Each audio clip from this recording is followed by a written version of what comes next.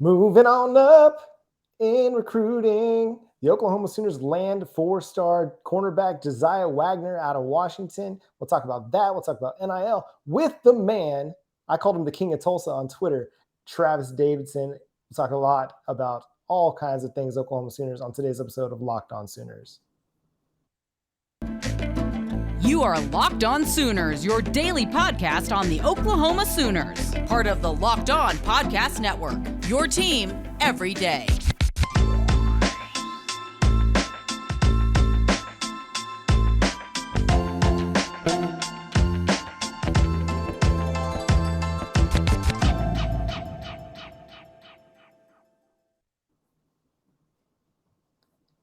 Hey there, Sooner Nation, and welcome to Locked On Sooners. Thank you for joining us. My name is John Williams. You can follow me on Twitter at John9Williams. You can also read my work covering the Oklahoma Sooners over at the Sooners Wire.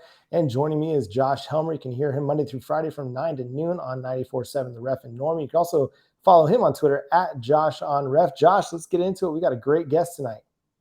Yeah, you referred to our man Travis Davidson, who we welcome to the show, as the King of Tulsa. The King of Tulsa, that might not be good enough for Travis Davidson. He's like one of the kings of Sooner social media. We welcome Travis to the show, and we're thrilled to have Travis on the show with us. Now one of my colleagues over at the Ref Sports Radio Network as well. Travis, what's up, man? What did you think? Jasiah Wagoner, another Sooner commit. And first of all, I appreciate you guys having me on. The very kind words, maybe undeserved, but hey, I'll take them. I'll take them where I can get them.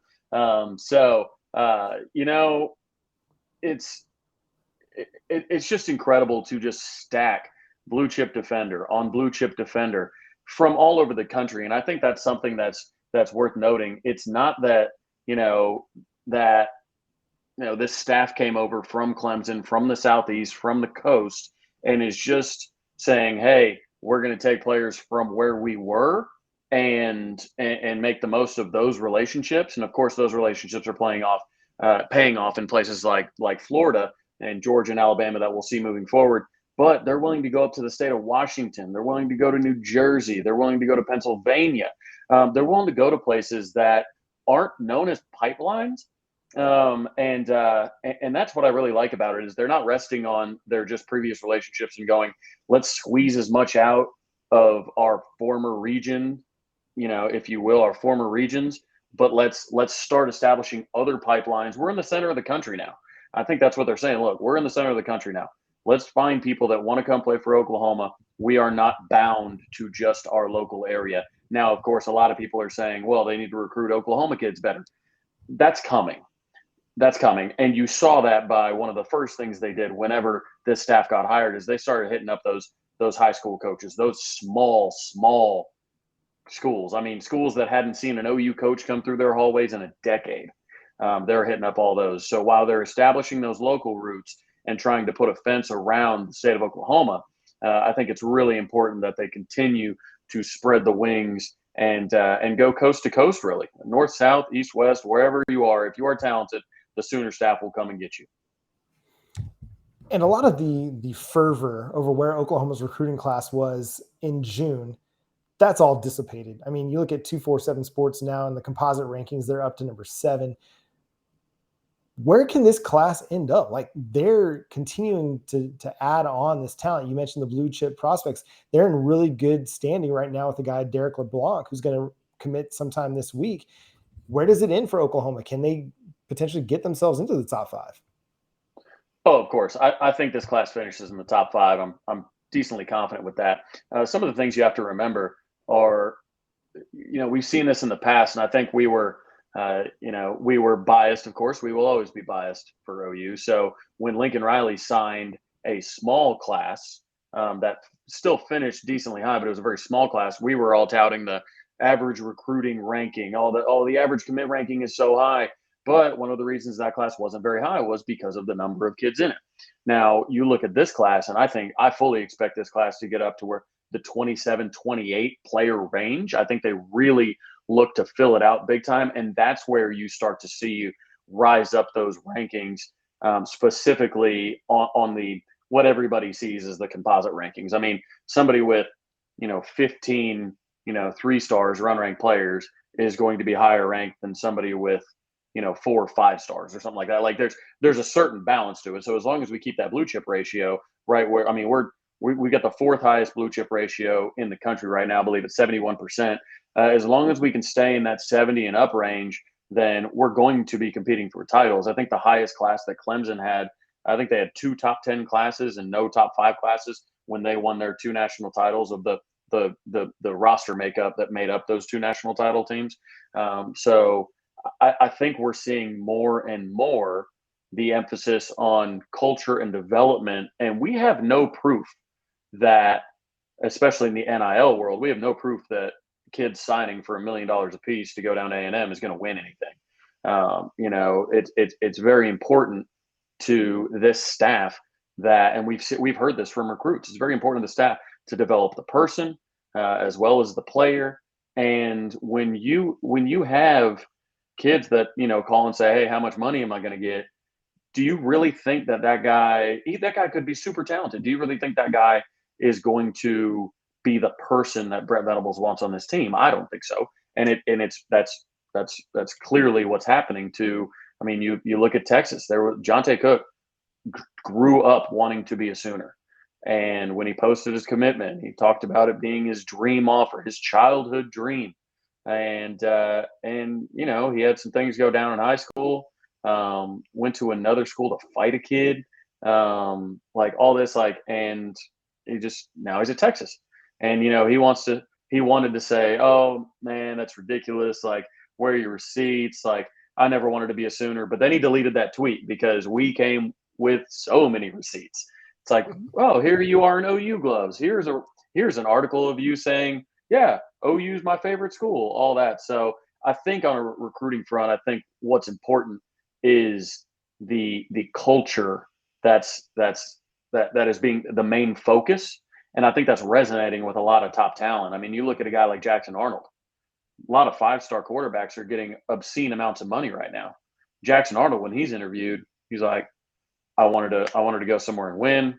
I like Jeff Levy. I like the offense. I like what Venables is doing. All that when you start dealing with players like that fall in love with a culture, a program, coaching staff, everything like that, you can forecast their success a lot easier than, "Oh, I went to this school because they paid me the most." Because even in a recruiting, like in a recruiting battle, if a kid's going to go to the highest bidder, then I mean, what does that say about your school? Why do you have to pay somebody $5 million to come play for your school? Kyler Murray just signed a $230.5 million deal.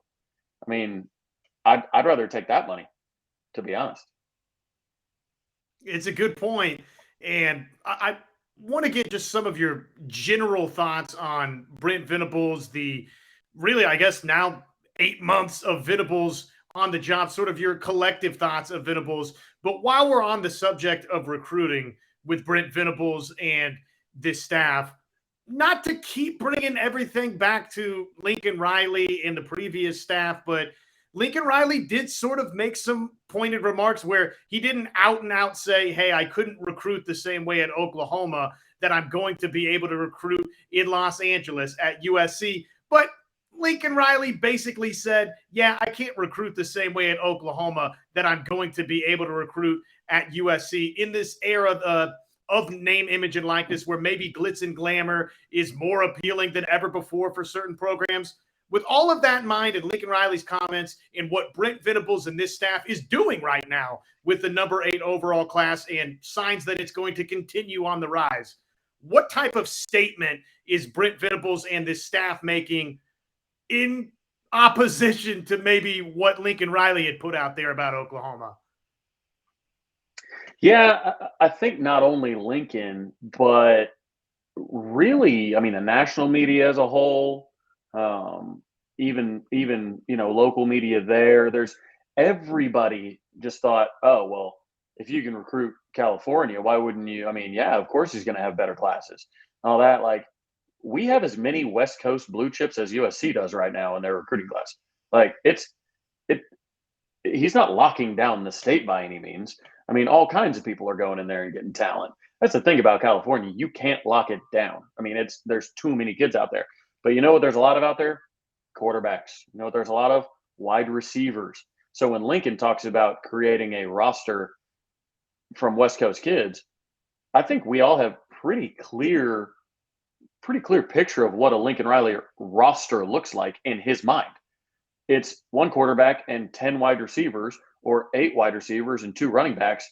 And he almost forgets that there are offensive linemen involved, with defensive linemen involved, a defense in general, because California has a lot of finesse football players.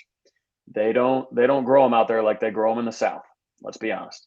So when it comes to getting those big defensive tackles, you know, if you can get to the quarterback, it changes everything. It helps your defensive backs. It helps your backers. It helps your offense. It helps everything. So that's where I think they're going to struggle mightily. But to your point, kind of comparing the two, Brent Venables is showing OU, again, they don't have to bow down to anybody.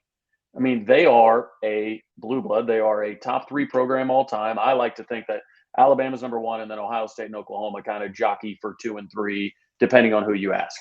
So you're top 3 program all time. You can recruit from anywhere to Oklahoma. There's no doubt about that.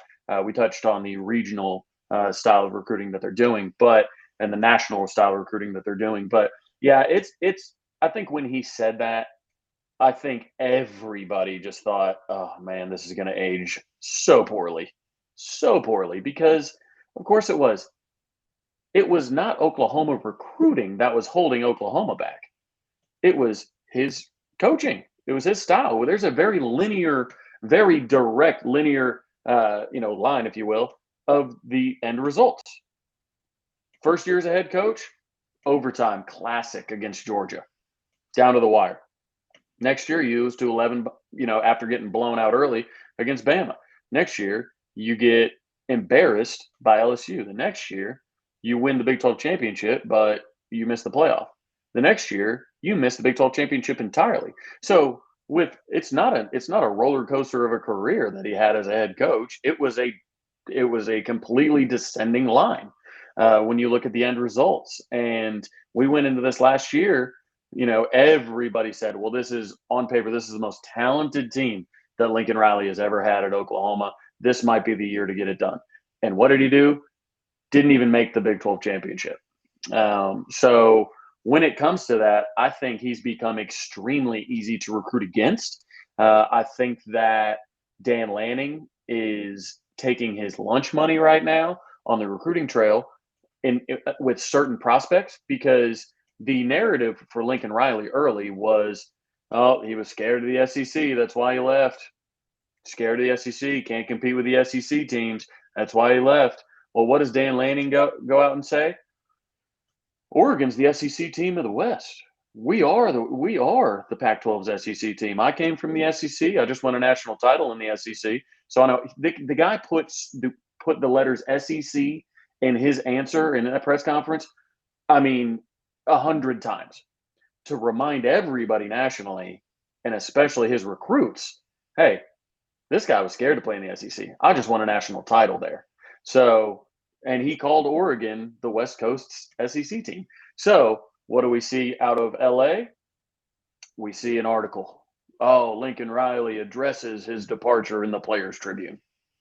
We see Austin Stogner and Spencer Radler saying, we've been developed so well here. We kind of knew something was up that last week going into Bedlam. It wasn't quite right.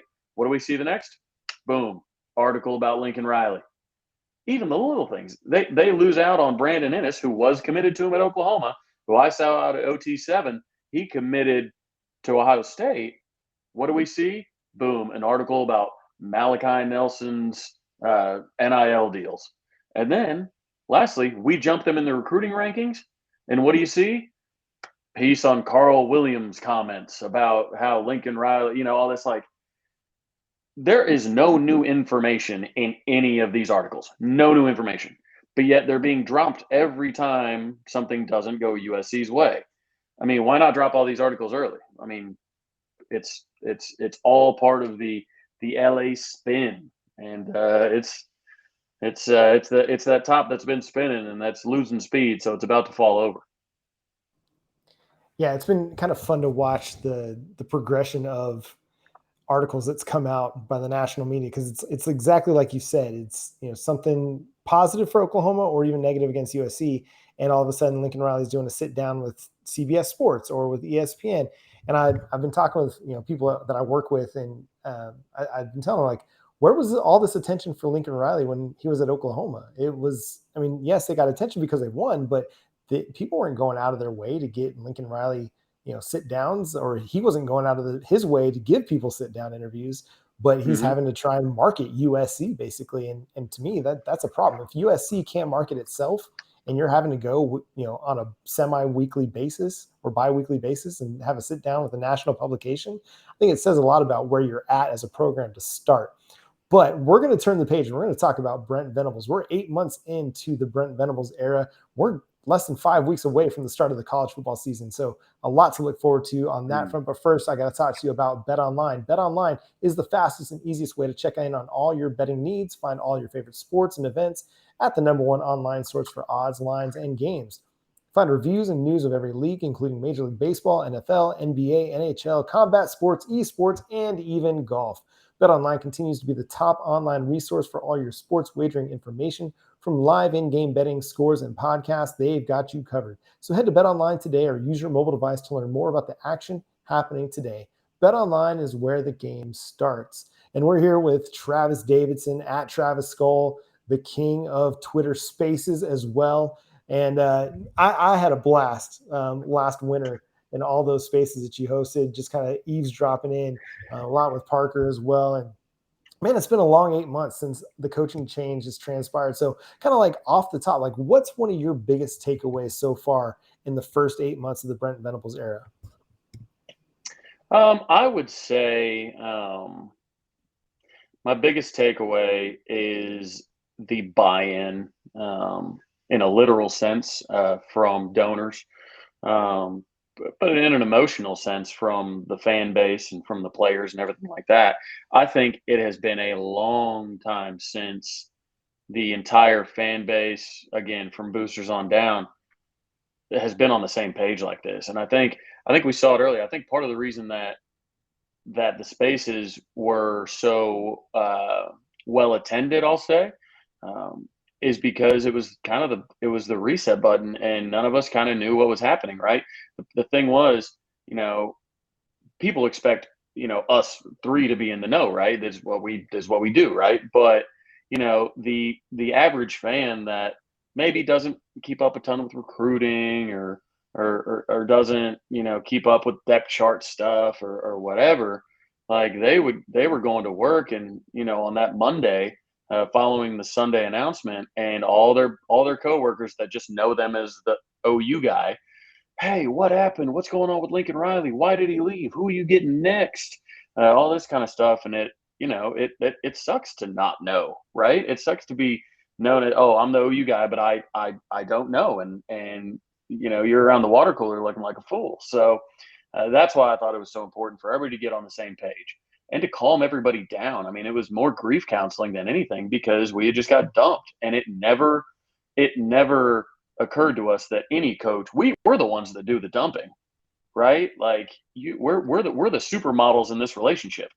You don't dump the supermodel, right? So I think it just shocked a lot of people, and I think it agitated them in a good way, right? It kind of shook them up and said, okay, cool, it's time to think about the program, do kind of a deep dive, open it up and say, all right, what's wrong with the program? What was wrong with the program? Why would somebody leave it? And then what are we going to do next? So it's wild that, like, it feels like we've surely had like 2 or 3 seasons since then, because it's been just such. And I don't know if it's because I talk about it for hours weekly now or anything like that it's gone slower than most off seasons. But I mean, that feels like years ago we were doing those spaces. But it was a lot of fun, and I couldn't be more grateful for again, guys like Parker and Brandon and Sam Mays and heck, Kenneth Murray and Zach Heffley, all these guys that jumped on with us, because everybody was just they were just looking for answers. I mean, I talked to guys that, hadn't slept in their own bed for nights on end because their wife kicked them out of the bed because they were up all night listening to the space. Sleeping in their guest rooms just to try and get caught up on OU sports. And I think that really showed just how bought in the fan base was to whatever happens next, it working well and paying more attention to that. Because you couldn't really be a casual fan there for at least a couple weeks because nobody knew where to get information. And then we had people message me like, "Hey man, I never had a Twitter account, but I downloaded this so I could get the scoop on that, this, that, and the other." And it was really cool. So I think Venables, the more and more we hear from him, we hear from the players and all that. I mean, it was the obvious choice. It should have taken 30 minutes to name the next head coach. Obviously, he wanted some assurances, which we are now seeing now that we've set the record for most funds raised ever for the University of Oklahoma, which there's no – it's not a coincidence. We know why, because Thad Turnipseed's out there. Venables is out there at every – at every, whether it's the coach's caravan or media, they say, "Hey, you know what? We got big things. We need to be better." And I think with his mentality of, "Hey, look, we need to be better. It's not good enough. We need to go from good to great. We've been good. We need to be great.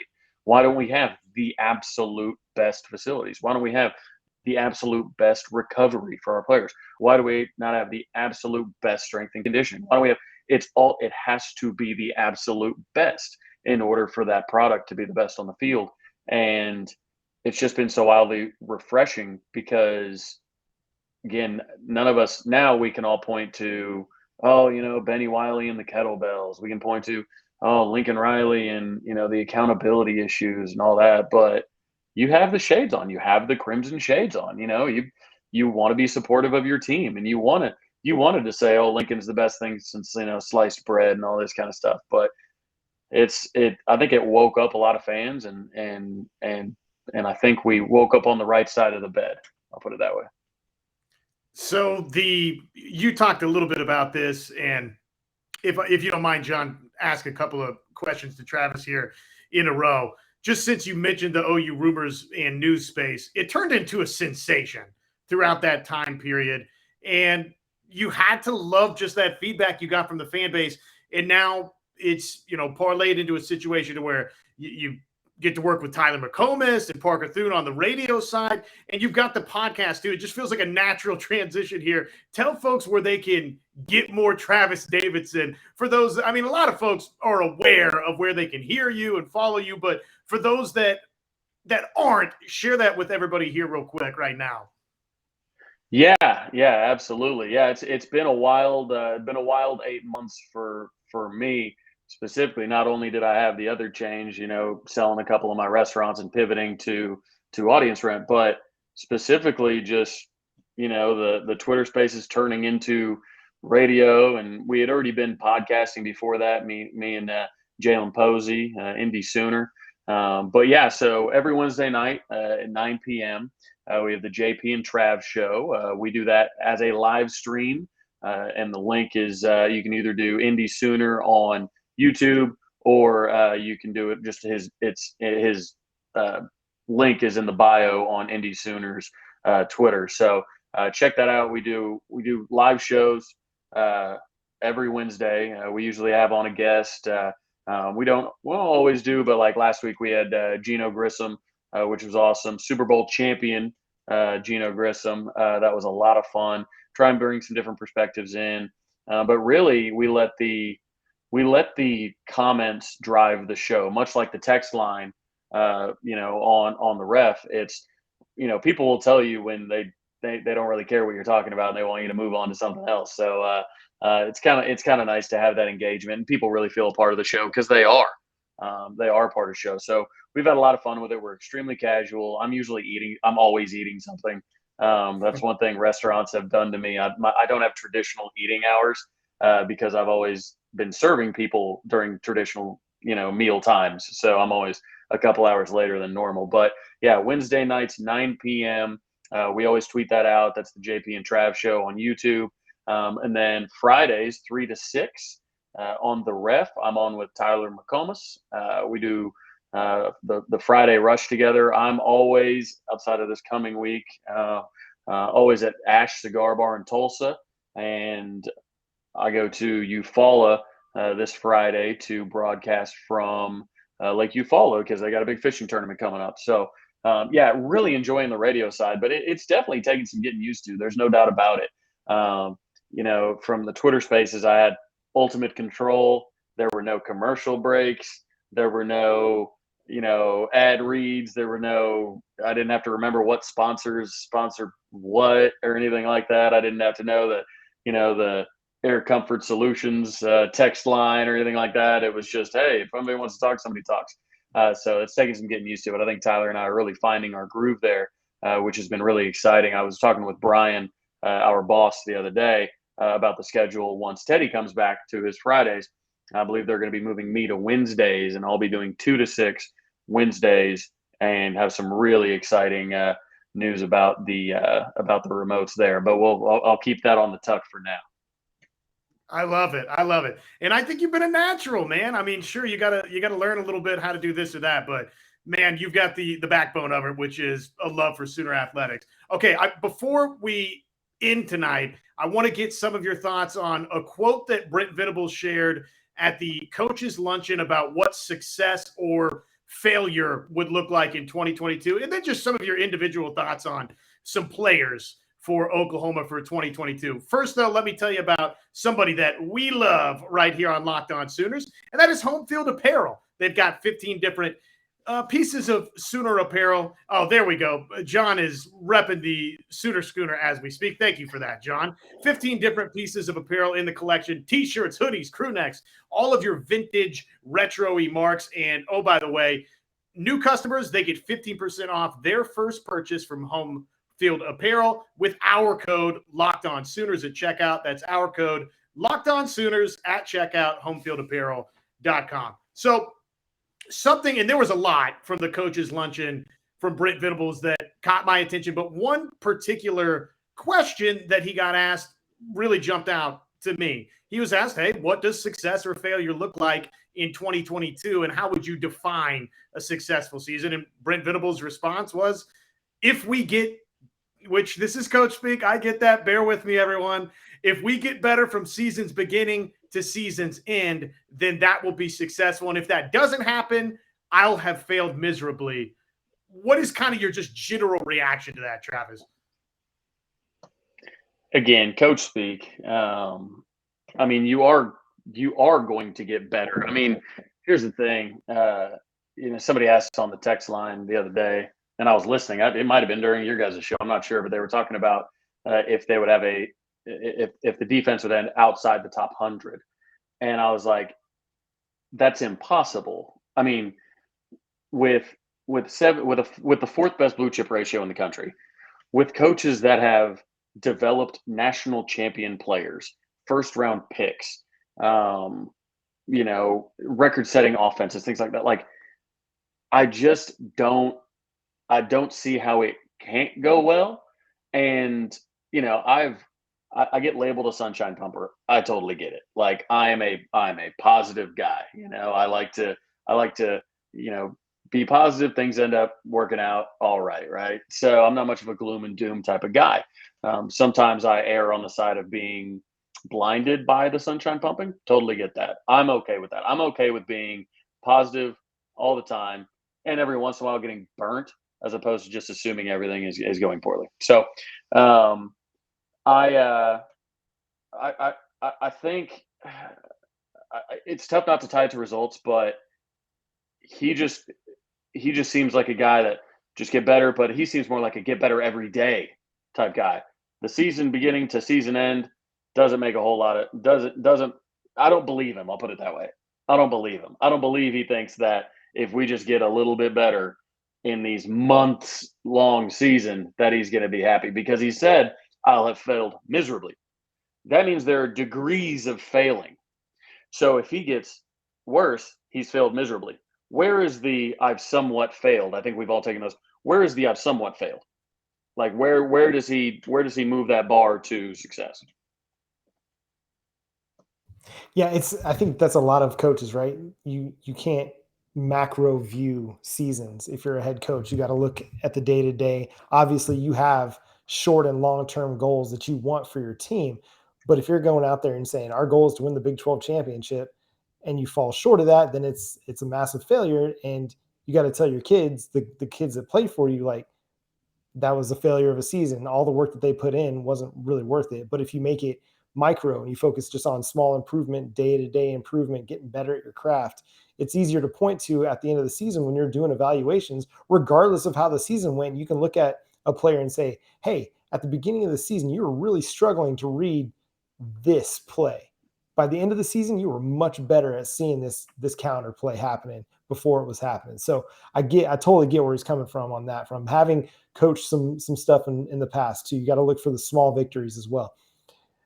On the front of what success looks like, he was asked also at Big 12 Media Days, like, this team is very transfer portal dependent heading into 2022. So on that note, who's the guy aside from like Dylan Gabriel? Because we know that as Dylan Gabriel goes, this team is going to go in 2022. But on the offensive and defensive side of the football, who are the transfer guys that you're thinking are going to be the biggest keys for Oklahoma this season? I'll start with Jeffrey Johnson. I think that he is. I remember the first picture I ever saw of him on a visit. He was holding a Gatorade bottle, and it looked like one of the mini bottles in his hand, but it was a full size Gatorade bottle. And I thought it was a dad. Like, I thought it was somebody's dad that was taking his kid on a visit or something like that. Like, he is a grown man. And if you follow him on Twitter, if you don't, I highly recommend following him. He's a great follow. But he is very much a vocal leader on this team. And we hear this from the coaches as well. He is a vocal, emotional, mature leader for that defense. And you think, what has this team kind of been missing? You know, there's a lot of teams that were not afraid to go for it on fourth down against us. Picked up a lot of third and shorts against us.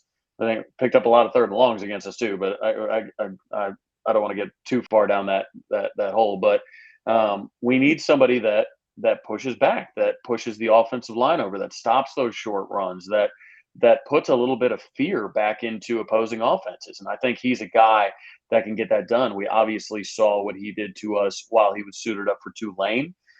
So I think he's my number one contributor that I'm most thinking has that biggest impact. But give me Kanye Walker too. Kanye Walker was a guy that Louisville was very, very high on. He would have been starting for them this year. There's no doubt about it. They went even as far as to hold him out of the bowl game in order to squeeze another year of eligibility out of him. And all we've heard is fantastic body, incredible footwork, just really a seamless transition into that role. I think he competes for a starting spot immediately, opposite Woody Washington on that other corner. So give me those two guys. Really, I mean, if we're going offense, it's hard not to like JJ Hester. I'm a Tulsa guy, so he's from the 918, from Booker T, where the likes of Gentry Williams just came from. So Gentry and I spoke about it at length at lunch one day when JJ was kind of deciding where he was going to end up, and he's like, man, he's the best receiver I've ever seen play in person. He goes, he's just different. He goes, we don't have anybody that can do what he does on a consistent basis. He's got 4.4 speed. He's got a big body. He had. What's funny is every receiver list that you see right now, whether it's from Farrell or whether it's from Fox or whatever, Mario Williams is ranked wildly high. Well, if you look at JJ Hester's numbers, they're extremely similar to what Mario Williams did, and nobody's saying a word about JJ Hester. So I don't know, kind of interesting. But yeah, offensive side, I'd go JJ Hester. Tyler Guyton's a name to watch. Obviously, he's impressing a lot of people, and with that size, 6'7", 6'8", he's fitting a great body that he would be on the tackle position. You might be able to move Wanye Morris inside or do whatever you want. But Bill Bedenbaugh having that flexibility with added starter level talent, it can only mean good things. So we could talk all night and probably all morning Sooner football. It's easy for the three of us, but out of respect for your time and our time, this is the final question for me, Travis.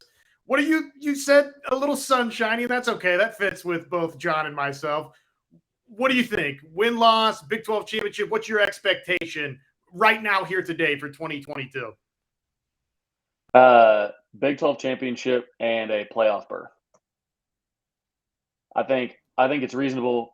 I think when people talk predictions, I think the most important thing you can do is look at the schedule, because I get annoyed, slightly annoyed when people try and say, "Oh, well, we're going to do this." I'm like, okay, show me the losses. People were doing this with USC earlier, and I don't want to call out OU fans because again, we're all friends here.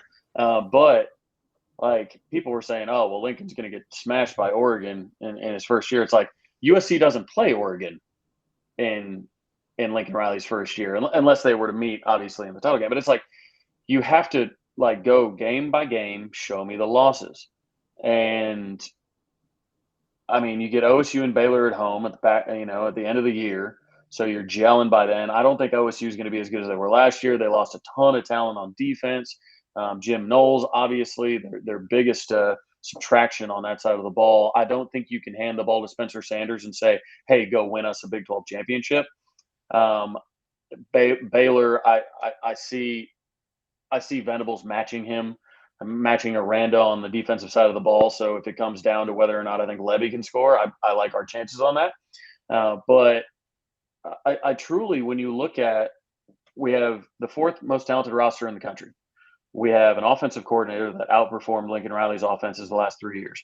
We have a defensive staff that has 13 national title appearances and a collection of wins. We have a head coach that, I hate to use the adult in the room thing because of the whole Baker Mayfield stuff, but I mean, Brent Venables feels like the adult in the room. Like he feels like there's accountability. We got Schmitty back. So strength and conditioning plus, offense plus, defense, big plus. Special teams will be a plus. We actually have somebody coaching that now, so that can only go up. And then your talent level's going to be leaps and bounds better than everybody you play. So I understand the arguments that, first year coach, all this, but I'm like, show me where the team is bad or show me who's better than us. And I've yet to come across somebody who can reasonably say that another team is. Yeah, I think I find myself in that same situation. I look at the schedule, I'm like, they could legitimately go undefeated. Like there's not an obvious loss on the schedule, in my opinion. And it's exactly what you mentioned. And we talked about it, I think, a couple of weeks ago, where we talked about like, yes, this is a brand new head coach. This is his first head coaching job, but he's got 30 years of experience. The guy that's running his offense, you mentioned, one of the best offensive coordinators in college football. Even Ted Roof has had really good success as a defensive coordinator. His assistants, aside from Miguel Chavis, they're all experienced assistants. Like this is not an inexperienced coaching staff in a guy's first year as a head coach. Like nobody except for Miguel Chavis is like taking a step up. Everybody's like been an assistant or been a coordinator at several places along the way. And now it's all coming to a head for the Oklahoma Sooners. So I'm right there with you. I think Josh is there too. We see Big 12 championship in the future for the Oklahoma Sooners in 2022. Travis, man, it's been fantastic having you on the show tonight. Thank you so much for joining us on Locked On Sooners. Hey, appreciate you guys having me on. I love talking about OU, so I'll do it at any time. And it's always fun to talk to guys that know what they're talking about. No doubt about that. Yeah, and if you haven't checked out the show with him and JP on Wednesday nights on YouTube, make sure you go check that out. Look for the JP and Travis show on YouTube. Indy Sooner is his partner over there. You can follow him on Twitter. You can follow Travis on Twitter at Travis Skoll. Make sure you follow Locked On Sooners on Twitter at Locked On Sooners or on Facebook, Locked On Sooners Podcast. Go check out the show on YouTube. We're also free and available on every podcast platform that you could even think of. But until next time, he's Travis. I'm John. He's Josh. I'm all out of sorts. It's getting late. But thanks so much for joining us. We'll catch you next time. Boomer Sooner.